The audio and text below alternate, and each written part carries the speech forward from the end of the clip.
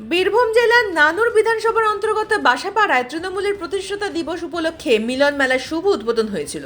সকাল থেকেই নানুরের বাসাপাড়ায় একটি পদযাত্রার আয়োজন করা হয়। এই পদযাত্রা হাজার হাজার মানুষ পা মিলিয়েছিলেন।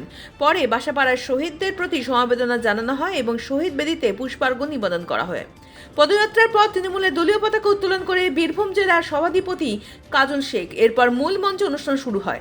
অনুষ্ঠানের শুরুতেই সকলকে উত্তরীয় পুষ্পস্তবক এবং মেমেন্টো দিয়ে বরণ করা হয়।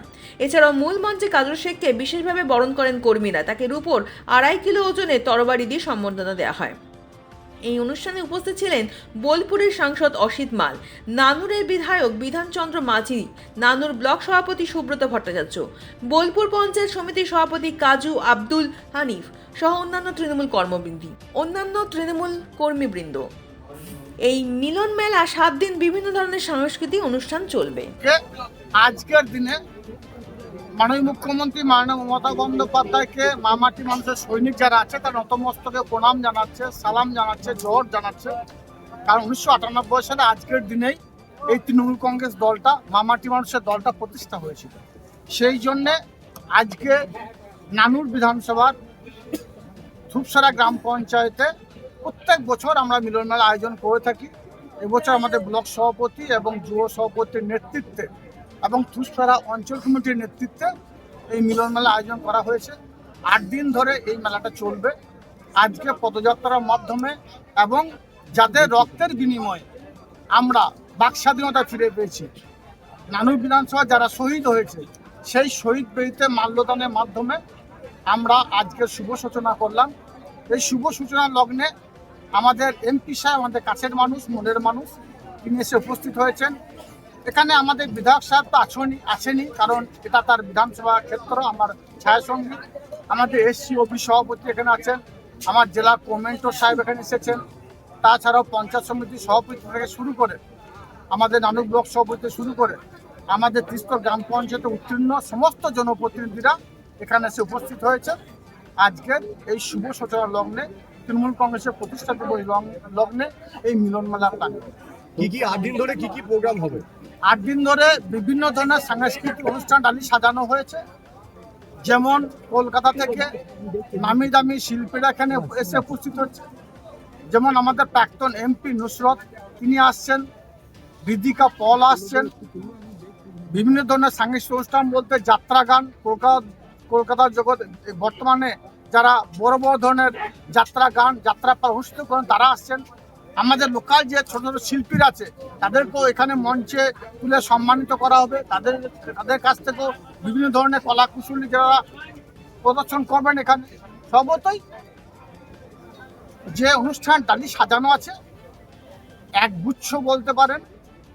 8 দিন ধরে কন্টিনিউ প্রোগ্রাম চলবে আমাদের ব্লক সভাপতি, যুব সভাপতির নেতৃত্বে, এবং এরা মানুষ সেই আনন্দরস উপভোগ করার জন্য হাজারে হাজারে কাতারে কাতারে উপস্থিত হবে। আজকে যেমন কয়েক হাজার মানুষ এসেছিল, এবং প্রতিনিয়ত এখানে মেলা প্রাঙ্গণে হিন্দু, মুসলমান, শিখ, খ্রিস্টান, ইসাই সমস্ত সম্প্রদায়ের মানুষ এখানে এসে উপস্থিত হবে। ধূপসারা অঞ্চল থেকে দেখা গেল যে আমরা একটি তরবারি দিতে, সেটা কিভাবে দেখছেন? দেখুন, এটা একটা প্রতীক হিসাবেই মানবো আমি, একটা প্রতীকী চিহ্ন হিসাবে দিয়েছে। তাছাড়াও ধূপসারা অঞ্চলে মানুষ বা যারা আমাদেরকে দিয়েছে, আমার ভাইয়ের মতো যেমন মহিম রয়েছে, বাপ্পা রয়েছে, শুকুর রয়েছে, মিঠন রয়েছে, তাছাড়া অঞ্চল নেতৃত্ব যারা আছে তাদের কাছ থেকে এটা পেয়ে সত্যি আমি অভিভূত, আমি গর্বিত যে এরা আমাকে একটা সম্মানিত করেছে। কারণ আমরা বিগত দিনে দেখেছি 2011 প্রাক্কালে এই ধূপসারা অঞ্চল তথা নানুর বিধানসভার মানুষের ঘুম ভাঙত বোমার আওয়াজে। সেই সময় তরবারির প্রয়োজন ছিল। সেই সময় বামফ্রন্টে হারমাদের বিরুদ্ধে আমরা লড়াই করেছি। আমরা নানুর বিধানসভার যারা মামাটি মানুষের সৈনিক তাদের বাড়ির ভিতর থেকে ডেকে নিয়ে এসে নিষ্ঠুরভাবে, নির্মমভাবে চোখের সামনে হত্যা করেছে। এমনকি আমার ভাইকে, আমার দাদাকে, আমাকে দাঁড় করিয়ে হত্যা করা হয়েছিল। সেই সময় তরবারির প্রয়োজন ছিল, কিন্তু মাননীয় মুখ্যমন্ত্রী মাননীয় মমতা বন্দ্যোপাধ্যায় সরকার প্রতিষ্ঠিত হওয়ার পরে তিনি বাংলায় যে উন্নয়নের জোয়ার বইয়েছেন, এখন এই ধরনের কোনো কিছু প্রয়োজন আছে বলে মনে করি না। কিন্তু এটা প্রতীক হিসাবে কাজ করবে। যদি আমরা জানি, আপনারাও জানেন, বর্তমানে বিজেপি সরকার যারা নিজেদেরকে বাংলায় দ্বিতীয় স্থানে রেখেছে, আগামী দিনে বামফ্রন্টের মতো শূন্য স্থানে যাবে। তারা হিন্দু মুসলমানের মধ্যে ভেদাভেদ করতে চাইছে, জাতপাত নিয়ে রাজনীতি করতে চাইছে, ধর্ম নিয়ে রাজনীতি করতে চাইছে, বর্ণ নিয়ে রাজনীতি করতে চাইছে। এবং আমরা যদি লক্ষ্য করি দেখতে পাবো তাদের পাশে কারা আছে।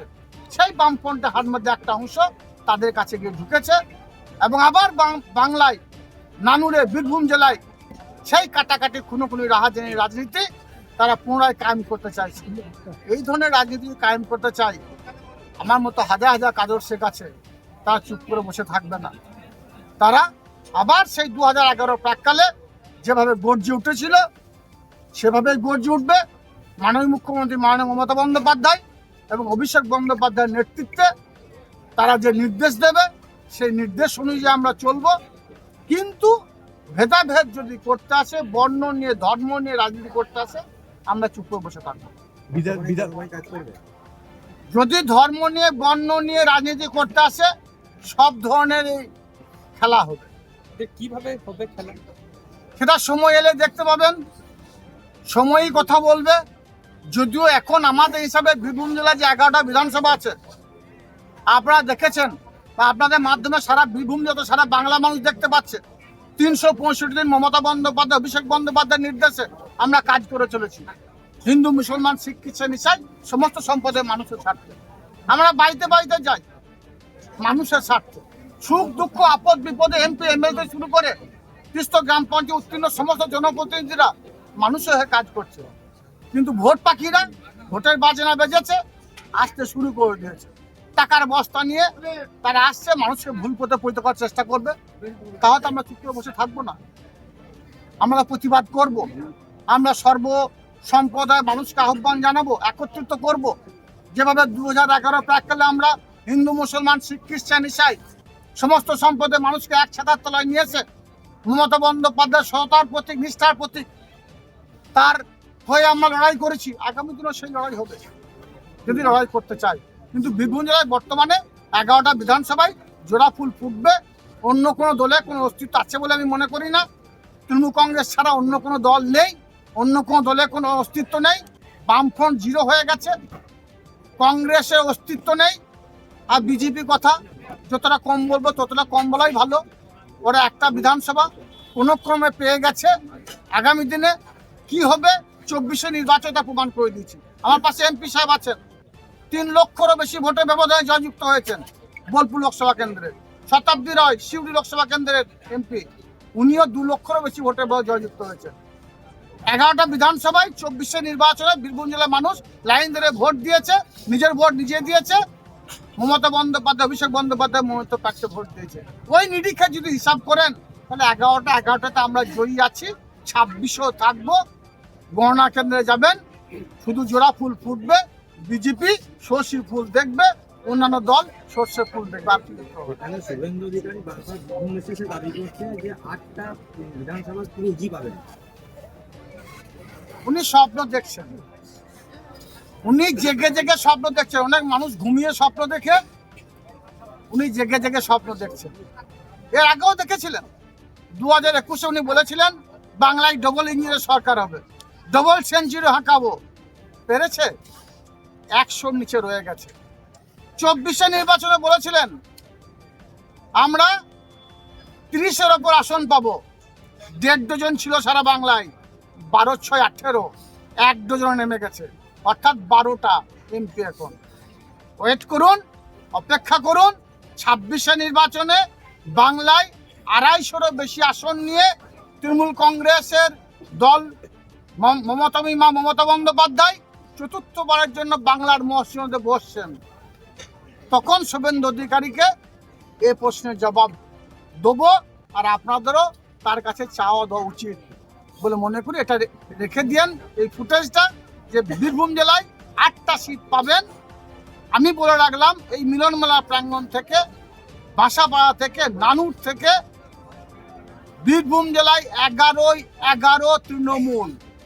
বিরোধীরা দেখবে সর্ষের ফুল। শুভেন্দু অধিকারী টিআরপি বাড়ানোর জন্য আসছে, লাভ হবে না। টাকার বস্তা নিয়ে আসুন, মানুষকে ভুল পথে পরিচয় করুন। মদ্যে আসক্ত করুন। মামাটি মানুষের সৈনিকেরা যেভাবে এসআর নিয়ে আপনারা চেয়েছিলেন বীরভূম জেলা কয়েক লক্ষ মানুষের নাম বাদ যাবে, যায়নি।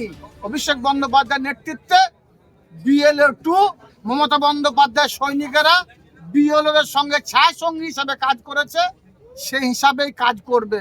26শে নির্বাচনে আমরা বাড়িতে বাড়িতে যাব, প্রত্যেকটি ভোটারের কাজ যাব। মমতা বন্দ্যোপাধ্যায়, অভিষেক বন্দ্যোপাধ্যায় যে নির্দেশগুলো দিচ্ছে সেগুলোকে ফলো করব, সেগুলোকে অনুসরণ করব। মমতা বন্দ্যোপাধ্যায় প্রায় 100 কাছাকাছি প্রকল্প বাস্তবায়িত করেছেন, সেই প্রকল্পগুলো সঠিকভাবে বাস্তবায়িত হয়েছে কিনা সেটা লক্ষ্য রাখবো।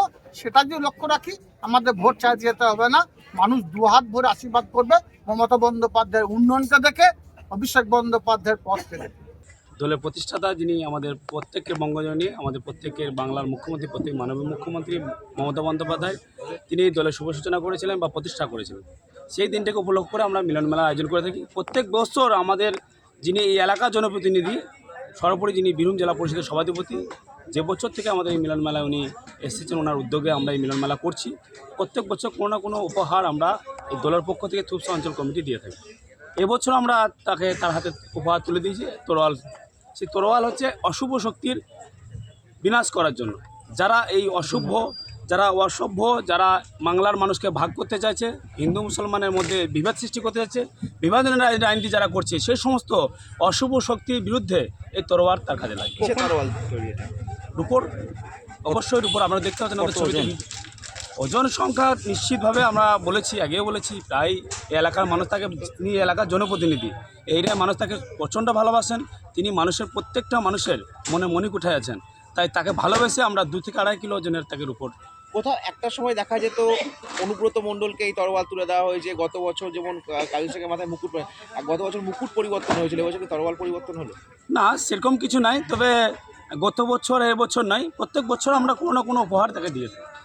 মুকুট যেমন গত বছর দিয়েছি, এবছর তরোয়ারই দিয়েছি। প্রত্যেক বছরে পরের বছর দেখবেন হয়তো অন্য কোনো উপহার আমরা তুলে দিচ্ছি। আর দল যাকে যেই অবস্থায় দায়িত্ব দিয়েছেন, দলের যারা সেনাপতি, দলের যে আমাদের প্রত্যেককে জানা আছে, আপনাদের জানা আছে, আমাদের দলের সেনাপতি যুবরাজ অভিষেক বন্দ্যোপাধ্যায় যাকে যখন যেভাবে দায়িত্ব দিয়েছেন, বিশেষ করে এই এলাকার যিনি সমাজসেবক জনপ্রতিনিধি, ওনাকে দায়িত্ব দিচ্ছে। আমরা ওনার সৈনিক, ওনার ভালোবাসা, ওনাকে অনুসরণ করা, অনুকরণ করে চলাই আমাদের কাজ। ওদের ভালোবেসে আমরা তাকে অবশ্যই উপহার তুলে দিয়েছি। আমরা চাইবো এটাকে তিনি প্রতীক হিসাবে ব্যবহার করুন এবং অশুভ শক্তির বিরুদ্ধে উনি একদম এক কথায় বলতে পারেন যে প্রতিবাদ আন্দোলন করুন। কখন ব্যবহার করবেন এই? অবশ্যই যখনই সমাজে কোনো বিপদ, যখনই কোনো সমাজে কোনো শুভ শক্তিকে নষ্ট করার চেষ্টা করো, অশুভ শক্তি, নিশ্চিতভাবে সেই সময় তিনি এইগুলোকে ব্যবহার করবেন।